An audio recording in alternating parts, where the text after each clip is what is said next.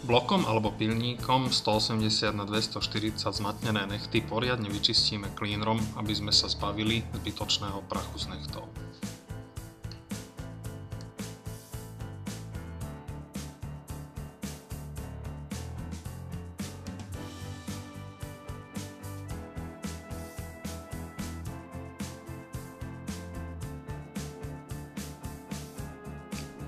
V nasledujúcom kroku na nechty nanesieme primer na zvyšovanie príľnavosti.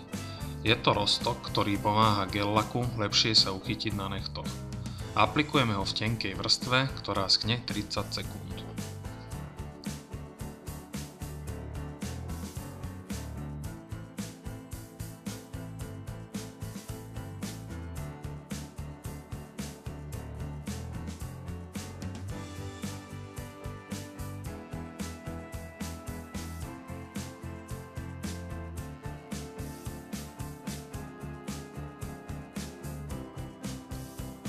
Po vyschnutí primera nanesieme na nechty base podkladový gel lak, ktorý necháme vytvrdnúť v UV lampe 3 minúty.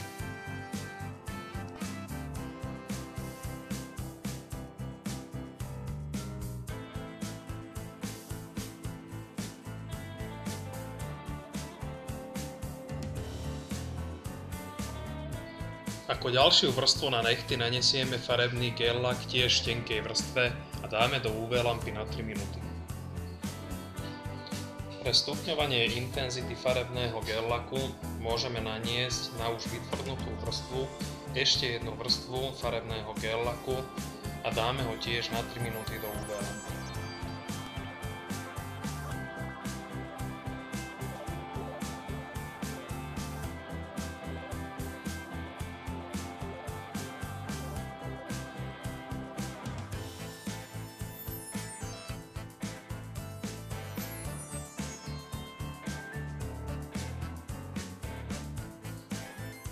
Ako záverečnú vrstvu aplikujeme Top Shine Gel Lak, ktorý dodá modelácii vysoký lesk.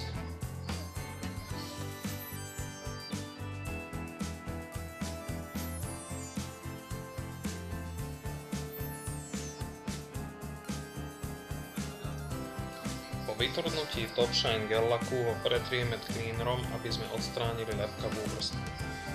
Nechty môžeme ošetriť olejčekom.